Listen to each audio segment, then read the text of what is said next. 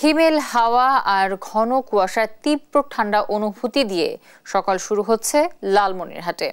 দর্শক, বিস্তারিত জানাতে সেখান থেকে যুক্ত হচ্ছেন সহকর্মী জামাল বাদশা। জনজীবনের শীতের কি ধরনের প্রভাব দেখছেন আপনি?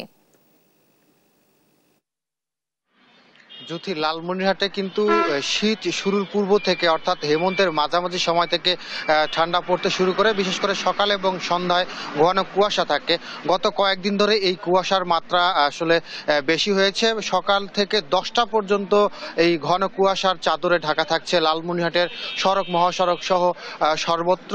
এতে কিন্তু খেটে খাওয়া মানুষ যারা রয়েছেন তারা বিপাকে পড়ছেন। এছাড়া সকালে সন্ধ্যায় বিশেষ করে মধ্যরাতে কিন্তু কনকনে ঠান্ডা থাকার কারণে মানুষের জীবনে প্রভাব পড়েছে। যদি একটু দেখাতে চাই, কিছুক্ষণ আগে এই সড়কে যে যানবাহনগুলো চলছিল, অর্থাৎ এ পর্যন্ত ঘন কুয়াশা থাকায় যে যানবাহনগুলো চলছে সেগুলো কিন্তু তাদের হেডলাইট জ্বালিয়ে চলছে।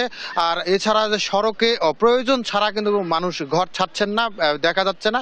এতে যারা 3 হুইলার চালায়, ব্যাটারি চালিত রিক্সা বা পায়ে যে রিক্সা চালায় তারা কিন্তু যাত্রী সংকটে ভুগছেন এবং অনেকটাই বিপাকে পড়ছেন। এছাড়া আমরা আজকে সকালবেলা মাঠ ঘুরে দেখেছি, যারা মাঠে কাজ করেন, যে শ্রমিকরা রয়েছেন, কৃষকরা রয়েছেন, তারা কিন্তু এই কনকনে ঠান্ডা থাকার কারণে তাদের যে কার্যাবলী আছে সেটি কিন্তু আসলে সম্পূর্ণ করতে তাদের অনেকটাই বেগ পেতে হচ্ছে।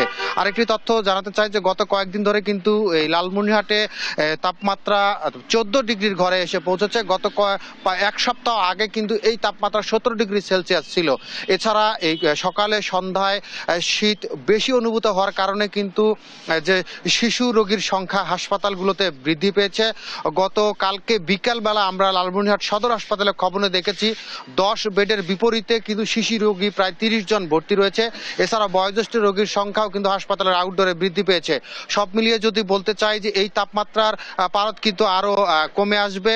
আবহাওয়া অধিদপ্তরের যে আমাদের এই অঞ্চলের দায়িত্বে রয়েছেন মোস্তাফিজুর রহমান, তিনি জানিয়েছেন ঘন কুয়াশার মাত্রাও কিন্তু সময়ের সাথে সাথে বাড়তে থাকবে। এছাড়া লালমনিরহাট সহ আশপাশের জেলাগুলোতেও কিন্তু এরও একই রকম ঠান্ডা অনুভূত হচ্ছে এবং তাপমাত্রা দিনকে দিন আরো কমতে পারে বলে আমরা তথ্য পেয়েছি। এই ছিল লালমনিরহাট থেকে শীতের সর্বশেষ খবর। জ্যোতি, আমাদের সহকর্মী জামাল বাদশা যুক্ত হয়েছিলেন লালমনিরহাট থেকে।